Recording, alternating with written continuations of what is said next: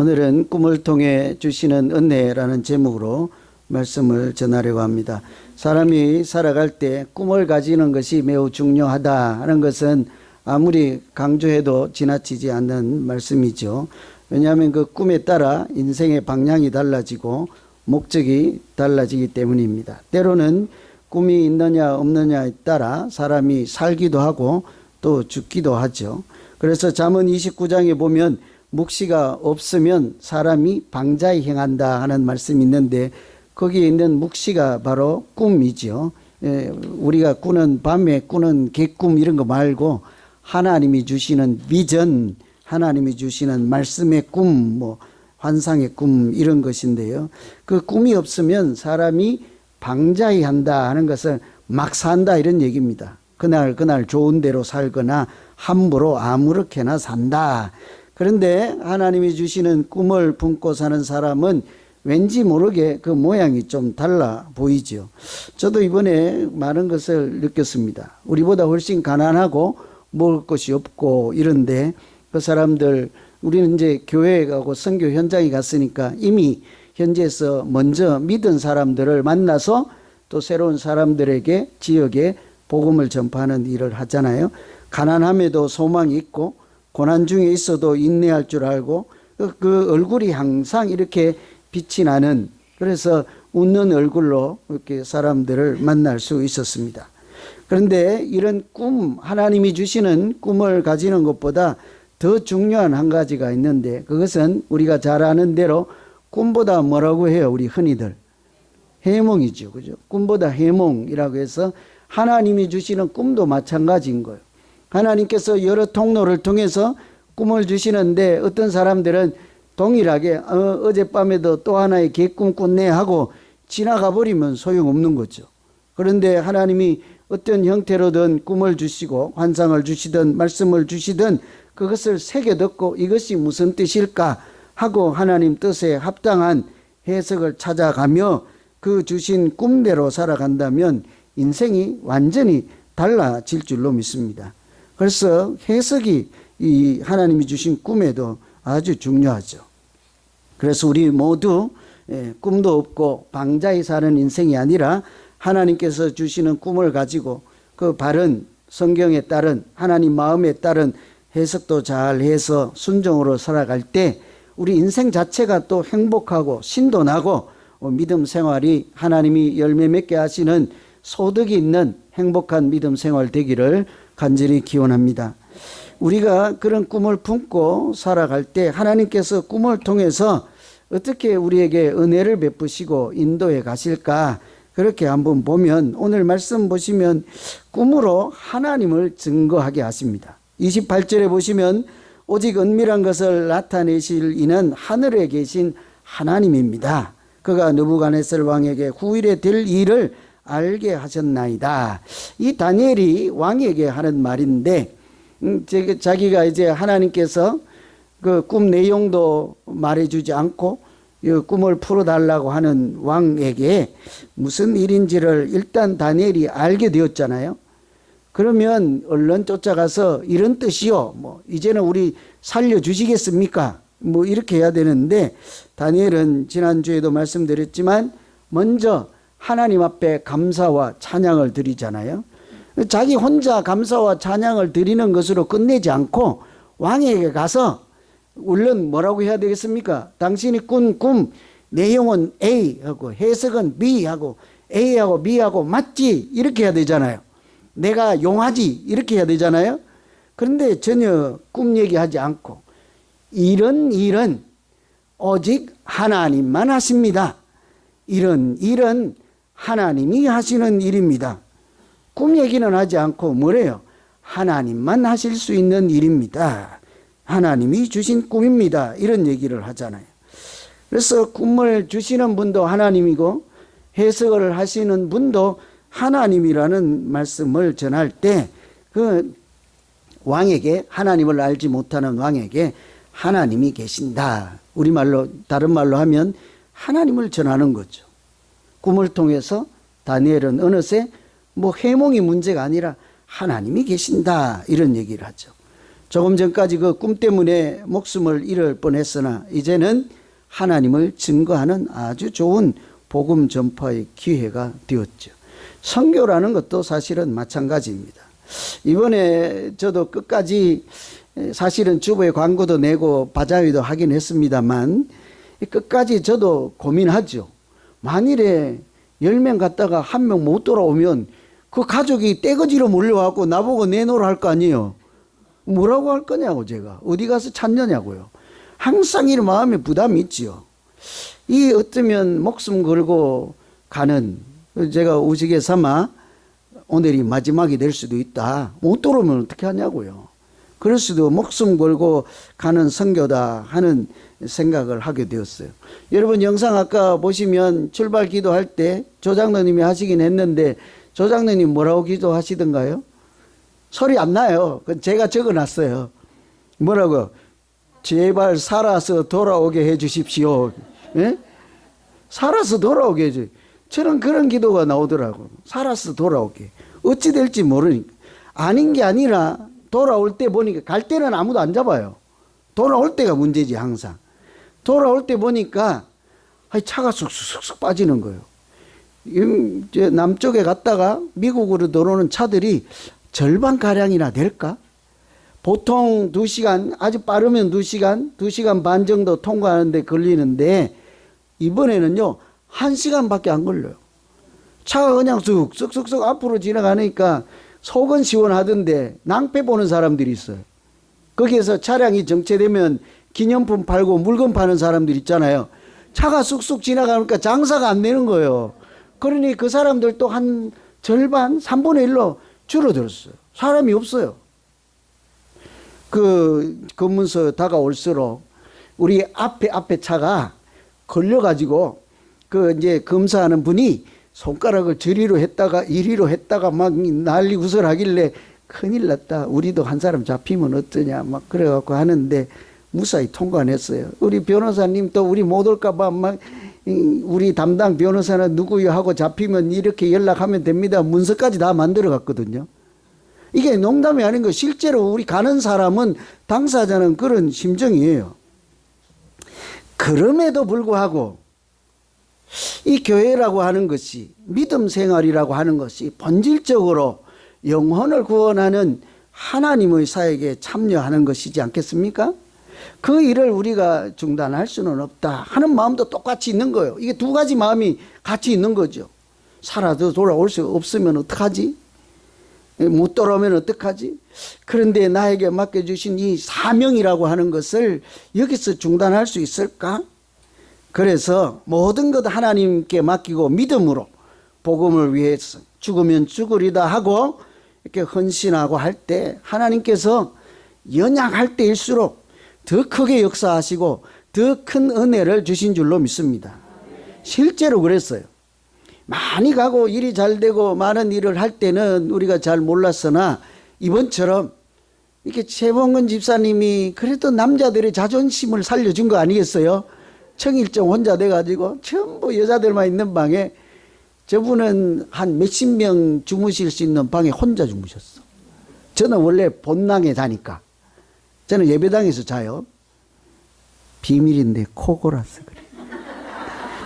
뭐 예배 드리는 게 아니고. 그래서 저는 자존심을 세워주셨는데 그만큼 연약했죠. 근데 하나님은 우리가 늘 그러잖아요. 어린아이를 들어서 어른들 부끄럽게 하고, 약한 자를 들어서 강한 자를 부끄럽게 하고, 미련한 자를 들어서 지혜로운 사람을 부끄럽게 하는 것이 하나님의 방법이잖아요. 우리 이번에 스스로 연약한 줄 알고 부족한 줄 알고 80 노인들만 갔잖아요. 솔직히. 그죠? 제가 부담스럽지. 그런데 그때 하나님의 은혜는 더 큰 거예요. 예전에 없었던 그 자리에서 직접 예수 영접하는 나그네가 있었잖아요. 아까 그 손짓하는 사람이 막 이렇게 디스코 치는 게 아니고 그분이 현지 전도사님이에요. 그러니까 나보고 빨리 손짓, 이분이 오늘 예수 영접, 한 명 예수 영접했어. 그리고 본인도 주님 최고 이런 거 얘기 아니에요? 그 옆에 영접기도 했던 목사님도 최고 이런 거죠. 얼마나 반가웠는지 몰라요. 여러분 우리가 흔히 우리 중에도 가서 맨날 햄버거만 구워 제끼면 그 뭔 전도야 이래갖고 선교에 참여 안 하고 싶은다 이런 분들 계실지 몰라요. 하나님의 일은 그렇지 않습니다.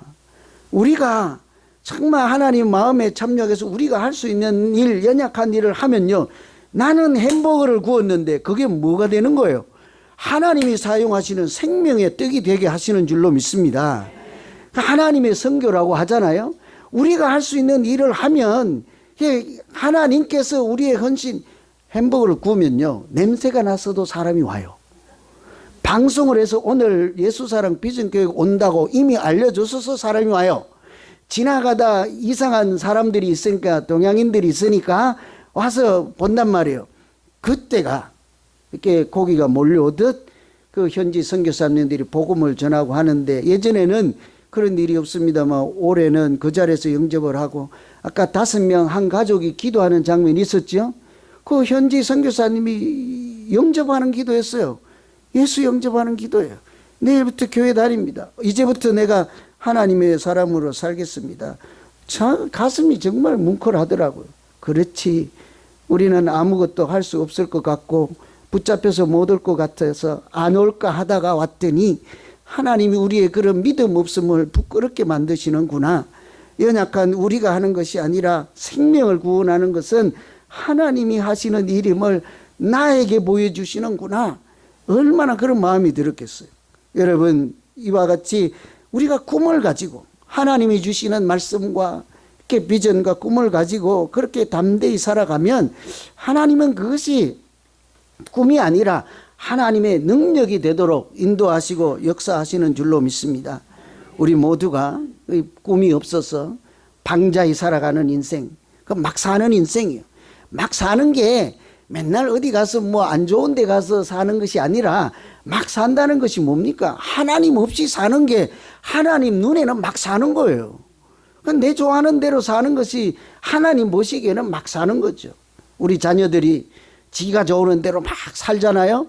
걔들은 열심히 살아요. 부모님 눈에 어떻습니까? 막 사는 거죠. 그죠? 똑같아요. 우리가 하나님 없이 살면 그렇거든요. 우리는 그런 사람이 아니라 하나님이 주시는 꿈을 마음에 담고 그 꿈을 따라 순종으로 믿음으로 살다 보면 하나님은 어느새 꿈을 주시는 분도 하나님이요, 이루시는 분도 하나님이요, 우리 믿음 생활에 열매가 있는 행복한 믿음 생활 되기를 기원합니다. 두 번째는 이 꿈을 통해서 하나님의 통치를 알게 하십니다. 좀 어려울 수도 있는데요, 이 꿈을 통해서 그 왕에게, 바벨론 왕에게 하나님이 통치하십니다. 이 사실을 다니엘이 깨닫게 한다고요. 35절에 보면 그때 새와 진흙과 놋과 은과 금이 다 부서져 여름 타작마당의 겨같이 되어 바람에 불려간 곳이 없었고 우상을 친 돌은 태산을 이루어 온 세계에 가득하였나이다. 여러분 아시는 대로 바벨론 제국의 왕이 자기가 꿈을 꾸고 무슨 뜻인지 몰라서 번민하고 괴로워하잖아요. 그런데 내가 이런 꿈을 꾼노라 하면 전국에서 내노라 하는 지혜자들이 이렇게 이런저런 사람들이 와서 왕이시여 그 꿈은 이 꿈이 옳시다.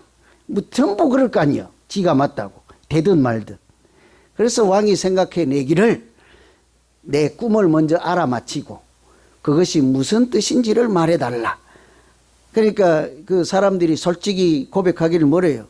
하나님이 아니고서는 그렇게 할 자가 없나이다 하니까 저런 것들 그냥 싸그리 죽이라 해서 다니엘도 그런 위기에 처했잖아요.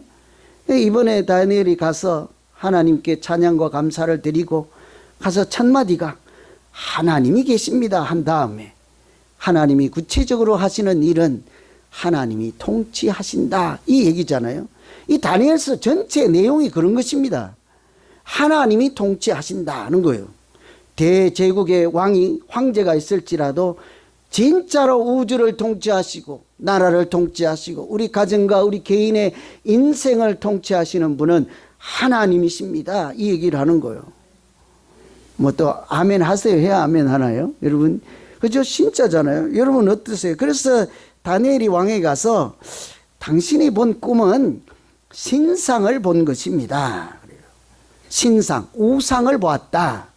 머리는 뭘로 돼 있어요? 금으로 돼 있어요. 가슴은 뭘로 돼 있습니까? 은으로 되어 있죠. 저 허벅지와 이쪽 밑에 뭐로 되어 있습니까? 동으로 되어 있죠. 노스로 되어 있죠. 또 다리 저 밑에는 뭘로 되어 있습니까? 쇠로 되어 있죠. 차례대로예요, 차례대로. 그래서 이렇게 몸뚱아리가 있는데 머리는 금이고 이게 은이고 동이고 이렇게 되어 있는 우상을 보았습니다. 금으로 된 머리는 지금 당신이 다스리고 있는 이 나라요. 그 머리는 바로 황제의 옷이다. 그런데 그 뒤에 은이라고 하는 것이 조금 있다가 나와서 금을 부서뜨려 버리잖아요. 금은 또 은은 좀 있다가 동이 와서 부러뜨리고 이렇게 다 무너뜨리잖아요. 이게 무슨 뜻인지 잘 모르시면 우리가 이제 어릴 때 배우는 시간, 역사 시간 이런 데 보면 인류 역사가 석기 시대에 있고 청동기 시대에 있고 철기 시대에 있고 뭐 이렇잖아요. 그런데 왜 석기 시대 돌로 싸우던 사람들이 청동기 시대 사람들한테 이렇게 밀려납니까? 그 무기가 발달해서 이제 지는 거잖아요. 돌로 싸우는 사람들하고. 돌로는 아무리 단단해도 요만하잖아요. 짧아고 길어봐야 무겁고 한 번 치면 깨지는데 이게 구리로 만든 동으로 만든 칼이나 이런 거 길게 만들어서 멀리서 이렇게 하는데 어떻게 이기냐고요. 그런데 그 뒤에 철기는 동은 구리는 이렇게 굽어지기도 하고 약하잖아요. 부들부들하잖아요. 그런데 철은 어때요? 더 세게 만들 수 있잖아요. 그래서 무기의 강함 때문에 무너지잖아요. 똑같이 그런 식으로 말씀을 하는 거예요. 이 나라가 금으로 된 나라라서 영원한 나라요. 온 세계를 통치하는 것 같고 당신이 마치 금멸유관을 쓰고 호령하고 있으나 당신이 보기에는 별로 쓸모없을 것 같은 은이 와가지고 오히려 금을 이기버린다. 당신의 나라도 곧 멸망하게 될 것입니다. 이렇게 하는 거예요. 사실은 목숨 내놓고 말하는 거예요. 실제로 여러분 그렇습니다. 이 예언대로 되죠. 바벨론이라고 하는 금나라는 그 뒤에 일어나는 메데 바사라고 하는 조그마한 나라한테 줘요. 전혀 생각지 않았습니다. 큰 나라가 있는데 주변에 조그마한 메데하고 바사라는 나라가 있어서 경계를 하지 않았던 거죠. 그런데 그 조그마한 나라들이 소물소물 꺼가지고 자라서 부강해져서 둘이 힘을 합쳐버려서 바벨론을 삼켜버리니 그 나라가 페르시아인 거예요. 여러분 페르시아가 어느 나라, 지금은 어느 나라예요? 이란이에요, 이란. 그러니 여러분 이란을 함부로 무시 못해요. 지금도 중동에서 그 미국하고 맞짱을 떠보려고 하는 나라가 어디예요? 이란이에요. 그 선조들의 그런 기백이 후손들에게 아직 그 안에 있는 거죠. 그렇게 했던 페르시아도 알렉산더라고 하는 사람에게 그 젊은 왕에게 그냥 힘없이 무너지지 않습니까? 그 헬라 제국에 무너져. 알렉산더도 영원히 우주를 통치하고 지구를 다 다스릴 것 같았지만 로마라고 하는 나라에 무너지잖아요. 이런 얘기를 앞으로 펼쳐질 인류 역사와 나라의 또 특별히 제국의 흥망성쇠를 우상이라 하는 그것을 통해서 알려줄 때 꿈의 핵심 내용이 뭐예요? 너희 사람의 왕이 영원하지 않고 사람의 나라가 영원하지 않고 하나님이 통치하시고 하나님 나라만이 영원한다. 이 얘기를 하는 거죠. 그 바벨론 왕이 들으면 기가 막힌 거죠. 도저히 망할 것이라고는 짐작도 상상도 하지 못할 때에 하나님은 이런 얘기를 하는 것입니다. 하나님이 통치하신다. 여러분 예수 믿는다고 하는 것이 별거 있습니까? 제가 궁금해서 그런데 여러분 가정의 통치자는 누구십니까? 아이 뭘 그래요, 남편이지. 요즘은 남편이 통치하는 가정은 드물어요. 한 번 더 질문해 볼까요? 제가 안 보고 누군지 대답하는지 안 볼게요. 여러분 가정의 통치자는 누굽니까? 제가 대답할게요. 아내지 불. 부인 아닙니까? 그는 저는 순리라고 생각을 해요. 여자들은 갈수록 여성 호르몬은 줄고 남성 호르몬이 많아져 갖고 남자같이 돼버려 갖고 이제 왈가닥 하고 막 이제 또 이제 남자들은 거꾸로 이제 원래는 남성 여성 호르몬이 몸 안에 같이 있는 거 아시죠? 한 가지 있는 게 아니에요. 밸런스 차이일 뿐이에요. 그래서 남자들은 같이 있다가 같이 있었어요. 남성 호르몬이 줄어드니까 상대적으로 뭐예요? 여성 호르몬이 많아서 남자들은 이제 드라마 보면서 눈물 찔찔 짜고 부인이 뭐라고 하려면 이렇게 문 앞에 가서 손 들고 있고 이렇지. 우스개 삼아 제가 우리 가정의 통치자가 누구라고 하지만 여러분, 예수 믿는 여러분, 우리 가정의 통치자가 누구십니까? 하나님이시죠. 믿는다고 하는 것은 다른 것이 아닙니다. 우리 가정 이야기할 것이 아니라 우리 내 자신의 통치자는 누구십니까? 하나님이 나의 주인이에요. 하나님이 나의 주님. 그래서 우리가 기도할 때 주님 그래 주여 하잖아요. 혹시 내가 높아지면서 그런데 기도할 때 주여 해놓고는 자기 힘내려고 막 근육 쓰려고 그 소리 한번 지르는 거예요. 주여 이러는 거예요. 그게 아니에요. 내가 큰 소리 내서 이제 요이 땅 이 소리가 아니란 말이에요. 하나님이시여, 하나님, 나의 주인 되시는 하나님, 내 이 애타고 간절한 기도를 들어주십시오. 주님, 이렇게 소리가 안 커도 돼. 그런 간절한 마음이 쭉 하고 외치는 거죠. 믿음이라고 하는 것이 다른 것이 아니라 내 인생의 통치자는 내가 아니고 우리 아버지 누구도 아니고 하늘에 계신 만왕의 왕이신 하나님이 나의 주인이요, 나의 통치자요, 나의 창조주요, 나의 구원자 되심을 믿고 따라가는 것이 믿음 생활인 줄로 믿습니다. 이번에 우리가 연약할 때 하나님이 크고 놀라운 복음 전도하는 것을 현장에서 보게 하셨잖아요. 그 가정을 구원하시는 것도 구원이지만 우리의 믿음 없음을 도와준 거예요. 하나님이 너희가 빵을 구울지라도 너희가 그냥 칠만 할지라도 영원 구원하시는 하나님이 계신다는 걸 보여준 것 아니겠습니까? 그 사람들이 예수를 영접한다는 게 무슨 뜻이에요? 그냥 빵 하나 얻어먹고 침대 하나 가져갔으니 그냥 뭐 아주 좋은 침대를 가져갔으니 내가 내일부터 교회 나가 드리겠습니다. 이런 얘기일까요? 여러분 행여라도 내가 예수 사랑 비전교회 나가 줄게요. 나가 드릴게요. 그런 소리 하지 마세요. 그런 게 믿음 아니에요. 그분들이 예수를 영접한다는 것은 어제까지 내가 몰라서 내가 계심에도 불구하고 나를 지으셨음에도 불구하고 나를 구원하셨음에도 불구하고 그런 사실을 몰랐다가 오늘 선교 온 사람들을 통해서 또 그 현지 사람들을 복음 일꾼들을 통해서 만왕의 통치자가 계시고 만왕의 왕이 계시고 내 인생의 주인이 계신다를 알았으니 내가 이제 그분의 다스림을 받고 그 여호와는 목자시니 내게 부족함이 없으리로다 고백할 수 있도록 하나님을 나의 목자로 삼고 그의 인도하심을 따라 살아가는 믿음의 삶을 살겠나이다. 하나님 앞에서 고백하고 하나님을 영접하신 줄로 믿습니다. 그러니 여러분 어떤 드라마 보시면 여기 지금 연애할 사람이 봄이밖에 없나 앞으로? 다른 분들은 다 끝났을 거고 그죠? 이분들이 이런 다음에 이 안에 너 있다 이런 다음에 나는 이렇게 안 해. 난 통로대고 말했어요. 이 안에 너 있다 이런 다음에 그런 얘기를 들을 때마다 우리는 그런 소리 하지 말고 뭐예요? 이 안에 누구 있다고 말해야 돼요? 이 안에 하나님이 계십니다.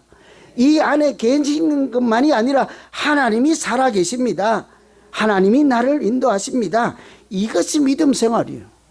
그냥 지식이 아니에요. 그냥 한 시간의 고백이 아닙니다. 우리 일상에서 내 인생에서 하나님이 내 안에 살아 계시고 그래서 C.S. 루이스라고 하는 사람이요 이 얘기했어요. 잘 들어보세요. 짧아요. 한 문장이에요. 인생에서 단 하나 꼭 필요한 것은 하나님의 통치 아래 사는 것이다. 우리 인생에서 꼭 하나 필요한 것은 하나님의 통치 안에 사는 것을 내가 알고 인정하고 그렇게 사는 것이다. 믿음이란 다른 것이 아니죠. 온 우주가 돌아가는 것이 하나님의 통치 안에 있고 우리 태양이 뜨고 지고 이렇게 모든 것이 하나님의 다스림 안에 있듯이 우리가 하루를 살고 또 하루를 살고 또 우리가 주신 인생의 그 시간까지 사는 것도 하나님 통치 안에서 이루어지는 우리 하나님의 선물 같은 생명인 줄로 믿습니다. 이번에 우리가 갔던 교회가 개척교회예요. 거기 보시면 아직 교회 예배당이 없어. 십자가도 자기 가정집을 교회로 삼고 예배를 드리고 1년 됐는데 40명이 모인대. 놀랄 줄 알았어요. 그죠? 근데 우리 일하는 내내 가신 분들은 알았겠지만 그분들은 모양이 어땠어요? 굉장히 열심히요. 모두가 나와서 아주 열정이 있어 보여. 사람들이 성실해. 미국에 넘어왔던 그 사람들하고 왜 같은 종족인데 달라 보이는지 몰라. 구체적으로 말하면 또 안 되겠다. 그죠? 잡혀갈 수도 있으니까 그분들하고 많이 달라. 아주 책임감 있고 성실하고 이렇게 보거나 보이지 않거나 어른 아이 할 것 없이 나와서 질도 하고 만들고 또 보이지 않는 중에 복음을 증거하고 이렇게 이 교회 되겠다. 그런데 사실은 개척교회예요. 얼마나 이번에 개척교회로 간 것이 잘한 일인지 몰라. 그러면서 드는 생각이 하나님께서 이런 연약하고 그러나 믿음 있는 자를 또 다른 연약한 자인 우리를 보내서 돕게 하셨구나. 그런 생각이 얼마나 많이 들었는지 몰라요. 그래서 그런지 그곳에서 있는 동안에 제가 기도는 하나님 저들이 소망을 품게 하여 주십시오. 오늘 말씀에 있는 하나님 저들이 꿈을 꾸게 하여 주십시오. 하나님이 주신 비전이 있어서 소망을 잃지 않게 해 주십시오. 그 어린 애하고 엄마가 칠하는 그 아줌마 있었잖아요. 젊은 분이라 제가 가서 이렇게 말 걸기가 조심스러워서 말씀은 이제 안 나눴는데 그 가정을 위해서 늘 그런 기도가 나오더라고. 하나님, 저 엄마가 이렇게 복음의 일꾼 현장에서 치료를 하는 저 옆에 있는 꼬마가 나중에 어른이 돼서 예수사랑 비전교회 이상한 사람들이 와서 내게 햄버거를 구워 주었지. 내게 이렇게 책상도 만들어주고 이렇게 침대를 만들어 주었지. 알고 보니 그들이 하나님의 이름으로 온 사람들이었구나. 교회에서 온 사람들이었구나. 이런 것을 알고 그들도 자라서 나도 저렇게 살아야지. 하나님이 살아계신 인생, 하나님의 꿈이 담겨진 인생. 여러분, 그래서 어떤 사람들은 선교를 하나님의 통치를 선포하는 것이라 이렇게. 여러분, 이렇게 하나님의 통치가 가까이 왔다를 하나님 나라가 가까이 왔다 그렇게 표현하잖아요. 주 예수를 믿으라, 회개하라. 이렇게 하나님 나라가 가까이 왔느니라가 하나님의 통치가 임하신다 이런 얘기잖아요. 우리가 잘 아는 이사야 52장 말씀 전해드리고 마치려고 해요. 여러분, 성경에 보면 아름다운 발이 있대요. 누구의 발이 아름답습니까? 칠한 이렇게 여기 칠한 발이 아름답다 이러면 안 돼요. 매니큐어라고 해요. 뭐요? 발에도 칠하더라고요. 왜 칠하냐 이러니까 이쁘려고 그러는데 그런 발이 이쁠까? 아니면 뭐 잘생긴 발이 이쁠까? 성경에 있는 아름다운 발 뭡니까? 복음을 전하는 발이 아름답도다 그래요. 우리 성경에서 복음을 전하는 기쁜 소식을 전하는 발이 아름답도다. 전도하는 사람들의 인생의 발이 아름답도다 이런 얘기잖아요. 그런데 여러분, 우리가 너무 길어서 간단히 그렇게 알고 있는데 처음부터 다 읽어드릴게요. 들어보세요. 좋은 소식을 전하며 평화를 공포하며 복된 좋은 소식을 가져오며 구원을 공포하며 시온을 향하여 이르기를 네 하나님이 통치하신다 하는 자의 산을 넘는 발이 어찌 그리 아름다운지요. 누구의 발이 아름답습니까?